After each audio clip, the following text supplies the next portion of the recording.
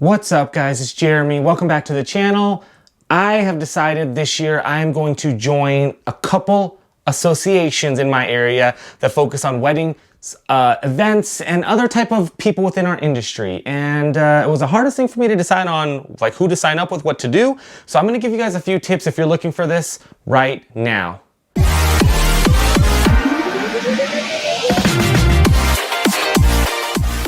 What's going on, guys? Welcome back to the channel. I'm Jeramie. If you guys are new to the channel, please consider subscribing. If this video helps you in any way, give it a thumbs up. Then click that bell for notifications. It just tells you every time I come on. So guys, very simple. Like my intro said, I have never actually been part of any association or organization where I wholeheartedly went into and did. I've been to a couple that I was gifted a membership in for free, but I didn't feel there was any value for me because I didn't actually pay anything to be in there. Now, if you guys don't know, there's a few associations around the Reno-Sparks area. We have WOW, we have NACE, we have Northern Nevada Bridal Association, we have TWIG, we have, there's a bunch. And what these associations are they're a group of vendors that get together and you pay your dues, you have your meetings, you network, and really what they do is they refer you within their industry. So if they have a need for a photographer, they try to stay within their organization and get photographers if we need florists and stuff like that. So it's basically just a way for you to stay within your niche of your industry. And for us, this is what we have. So I listed like 4 or 5. I want to say we have like up to 10 within our area. Some are smaller, some are bigger. And at one point or another, I've been invited to all of them. And I simply always said, thank you so much. I'm just not interested.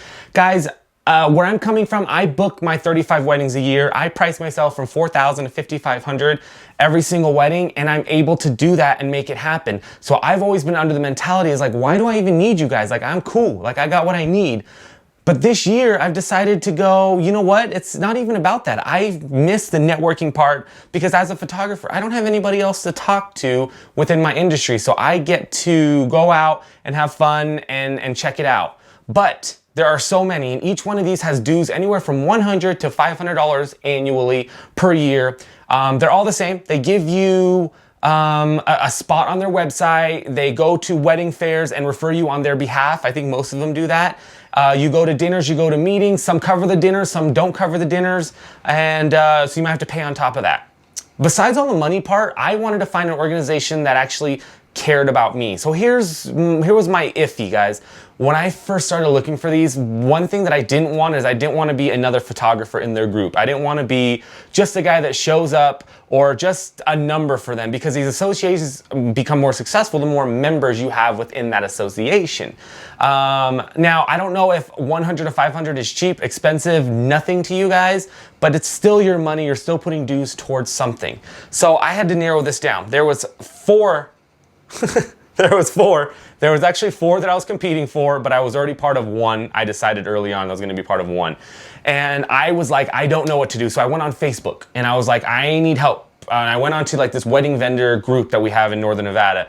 And I was like, dude, I need help. Which are you guys part of and what should I join? And then I got a bunch of good tips, but mostly all of them were like, hey, join this because I'm in it and I like this. And some were presidents of some were secretaries and treasurers of some. So what this video is about, guys, tips on how to get into these associations or how to find the best one for you. You can use what I did, and I'm happy for you to do that and go for it and make it happen. So tip number 1, go to a meeting. Go to a meeting that they have. Guys, these meetings are usually once a month on average. Some are quarterly, but mostly once a month. The first meeting is usually free. You get to go, you get to see what they do, you get to listen to somebody speak, you get to go to a dinner, you get to go to a barbecue. One was a kickball contest. And you get to see these people in action. You get to see the warmness of them or the coldness of them. You get to interact. Maybe you know a bunch of these vendors already and you're going like, dude, I already know you. That'd be cool to keep networking with you, and it's easier to come in. So if you go to these meetings and you go check them out and you have a good warm feeling, that's a good sign. But if you go there and you notice that a group of people are talking over here, a group of people are talking over here, and nobody's talking to you, that may be a red flag on not to join. And that's one of the things that I've noticed on a couple of these organizations, is they're very, very cliquey. Whether they mean to be or not, I know they have their friends, I get it. But being as a new guy walking in and going, hey, I potentially want to join, I may know some of you, but I want to get to know everybody.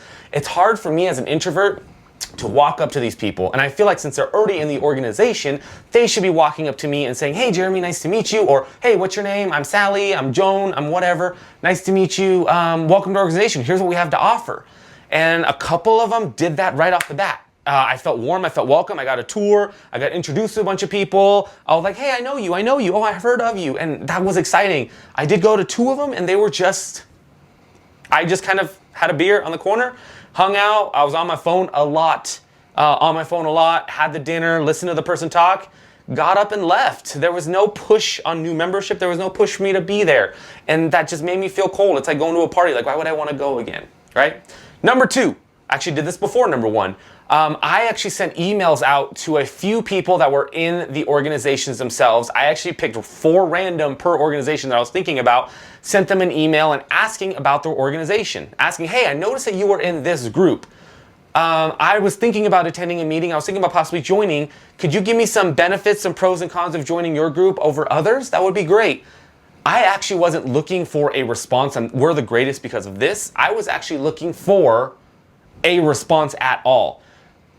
I messaged 16 people, 4 organizations, 4 people each, randomly. Not the same organization. Some were people. Some were part of the same organization. 16 total. I got 3 emails back in a 2-week period. As of this day, still only 3 back. And this email was 2 weeks ago. It's like 16 days ago was the first. Was all the emails were sent out the same day.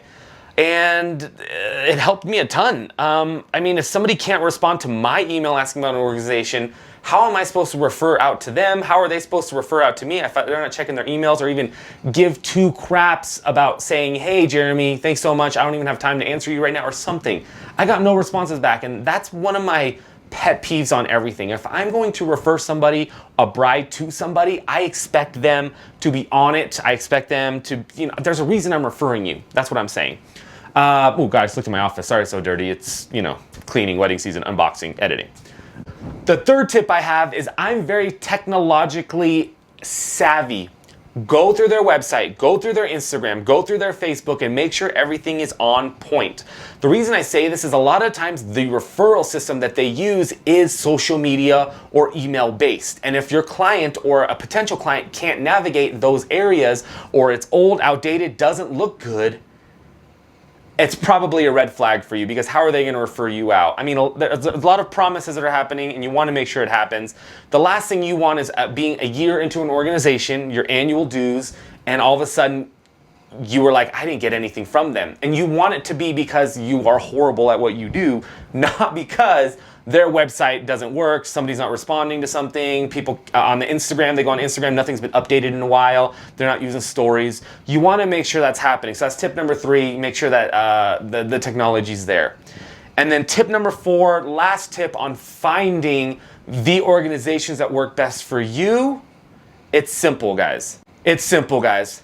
Can you make their meetings every single time they have it? Does it fit within your schedule? Is it a morning time? Is it an evening time? Is it in town even? I have one that's over 30 miles away, one that's local.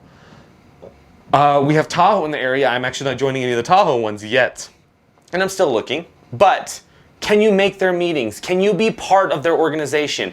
Does it excite you? And if it does, and you can make those meetings, and you will go to those meetings, do it. Do it. It can only help. I'm happy to update you guys on how this is working for me in the future. But as of right now, I'm brand new to the organizations. I do know a group of people in both. I'm part of 2. I'm part of the NNBA, Northern Nevada Bridal Association, and Weddings of the West, also known as WOW. So those are the 2 that I'm in, and for all the reasons that I mentioned before. Warm welcome, contacted me, tech is up to date, and engaging, and I felt like those were good. Not that the other ones in our area are bad, it's just it didn't work for me, and I'm still waiting on emails from some people, and it's just one of those things. And I may join those, I may ask to join those later. I don't know if I'll be able to join after reading this video. But it was very hard. I don't want to just put my money out everywhere. I don't want to be part of a bunch of organizations and try to make these meetings where I can't go. And I also don't really just want to go to meetings. I want to learn something. I want to better myself because I spend a lot of my time bettering other people and helping other people, and I want the opportunity to help myself. That's it. Let me know if you guys have questions. If you're in the area and you're part of these groups, let me know, please. Like, why should I be joining the other ones? Because at this point, I don't care that people are in there.